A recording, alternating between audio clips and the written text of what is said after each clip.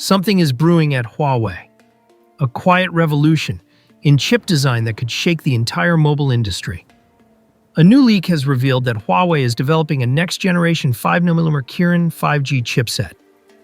Not just an incremental upgrade, but possibly their most ambitious project since the US sanctions hit. But before we get too excited, let's break it down. Because what Huawei is attempting here is nothing short of miraculous. Huawei's current chip lineup is powered by the Kirin 9010, based on SMIC's N+2 7nm process. It's the chip behind flagship models like the Mate 70 Pro Plus. Now, the term N+2 may sound like technical jargon, but here's what it really means. It's a refined generation of an existing chip node, offering higher transistor density, better energy efficiency, and more seamless performance. Think of it as 7nm, but supercharged. But that's not where the story ends.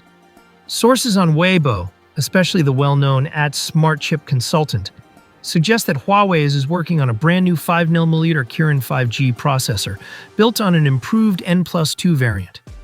That means even smaller transistors, even lower power consumption, and even faster processing. This isn't just about performance. It's about survival, because Huawei doesn't have access to the same tools as Apple, Samsung, or Qualcomm. They're blocked from using EUV lithography machines, the very machines that make 5nm chips possible in most of the world. And yet, despite those restrictions, Huawei is pushing forward, quietly, relentlessly. Here's what makes this wild. A 5nm chip typically requires EUV technology to etch the incredibly tiny transistors onto silicon wafers. But Huawei's foundry partner, SMIC, doesn't have EUV. They're stuck with older DUV machines. So how do you make a 5nm chip with outdated tools? The answer is multi-patterning. It's a complex and expensive process, but it allows older machines to simulate what EUV can do, just slower, and with more room for defects. This is what Huawei may be attempting, a 5nm chip with DUV tech. It's like building a spaceship with spare car parts. Incredible, but risky. And here's the catch. The tipster clearly says, this 5nm chip will not enter commercial use this year. So when will it arrive? The best guess? Late 2026. That gives Huawei 2 more years to refine, optimize, and possibly stockpile chips for their upcoming flagship phones.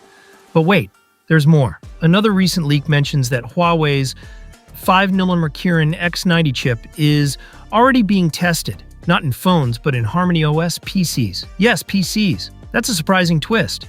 Why? Because desktops and laptops give more thermal headroom, less power constraint, and a more forgiving environment for a prototype chip to stretch its legs.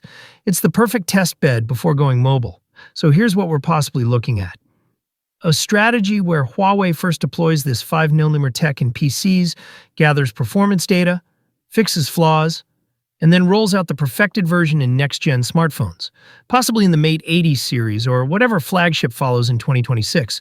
Imagine that, a China-made 5nm chip in a phone, with no EUV, and no access to Western tech.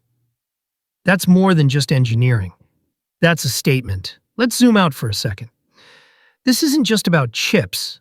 It's about resilience, about Huawei and China, navigating around decades of foreign semiconductor dominance. The US ban was meant to cripple Huawei. And for a while it did. No access to Google, no access to TSMC, no 5G chips. Most expected Huawei to fade away. But look at them now. 5G is back. Their own OS is growing. And now a potential 5nm chip.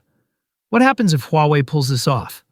What if by 2026 they release a phone that rivals the best of Apple and Samsung, using zero American tech? That changes the game, not just for Huawei, but for the entire global chip industry. Because if they succeed, others might follow. So now the question is, will Huawei beat the odds again? Or will this 5nm dream remain just that, a dream? Only time will tell. But one thing's certain, Huawei isn't waiting for permission. They're building the future, one chip at a time. Subscribe if you want to stay ahead of these breakthroughs, because the chip war is just getting started.